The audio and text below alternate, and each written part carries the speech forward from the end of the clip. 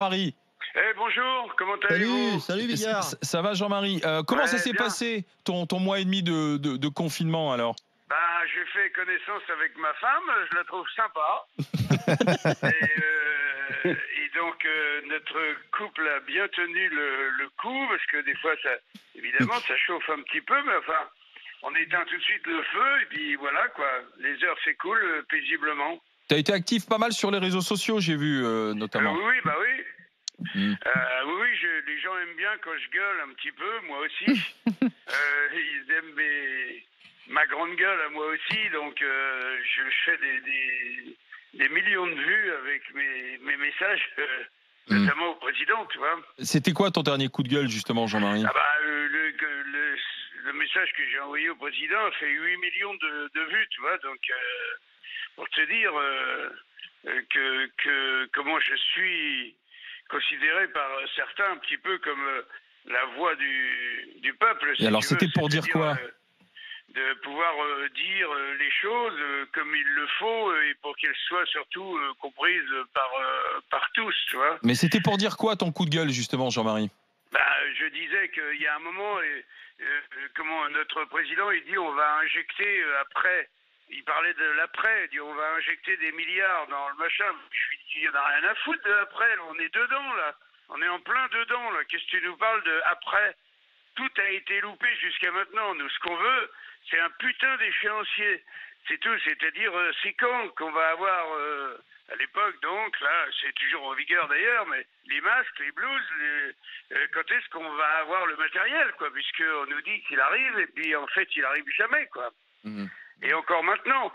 Donc, voilà. Et puis, tu vois, la culture, par exemple, si j'en piquais un aujourd'hui de petits coups de gueule, je rappellerais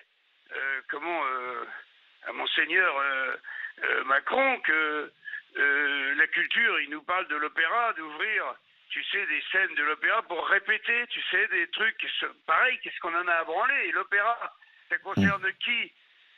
Je parle du peuple, hein, peut-être un demi% peut-être de gens qui s'intéressent un peu à l'opéra, mais sinon, la culture pour l'ensemble du peuple, ce sont les petites salles. C'est plutôt nous, tu vois. Nous, on est dans les spectacles, si tu veux, comment on dit, de distraction, quoi. C'est-à-dire, on fait pas partie de on nie que la culture, la vraie, celle du peuple, c'est les gens qui produisent, qui payent des spectacles. Ce sont les privés qui montent des pièces de théâtre, un spectacle de one-man show comme moi, par exemple, ou un concert de Jean-Jacques Goldman. C'est quoi la sortie culturelle du peuple? À 90%, ce sont des spectacles dits de distraction, quoi. On fait pas partie de la culture, nous. Alors qu'on paye, moi en tant que producteur aussi, je paye les taxes qui viennent renflouer les caisses du théâtre subventionné qui n'a pas besoin de fric, tu vois. Et moi j'aurais bien voulu qu'ils nous disent quand on allait pouvoir remettre ne serait-ce que quelques centaines de personnes dans une salle, parce que pour les petits producteurs dont je fais partie, par exemple, c'est la mort.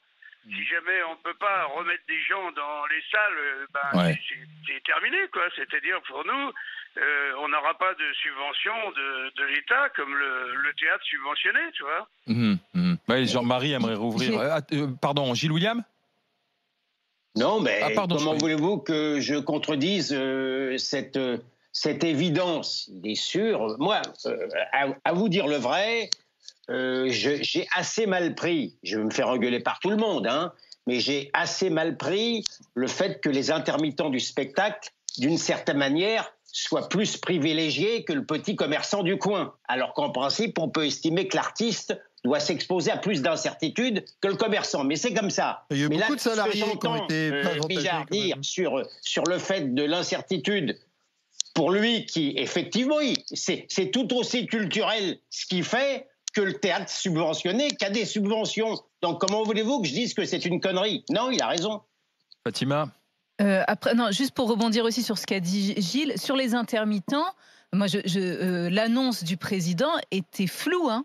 Enfin, je sais pas, parce que j'ai vu des titres, mais en écoutant ce qu'il dit, y a pas. Enfin, j'attends de voir comment ça va se manifester. La culture, c'est 1,5 million c'est 1,5 million de salariés directs, et c'est des millions de gens qui vivent sur la culture autour.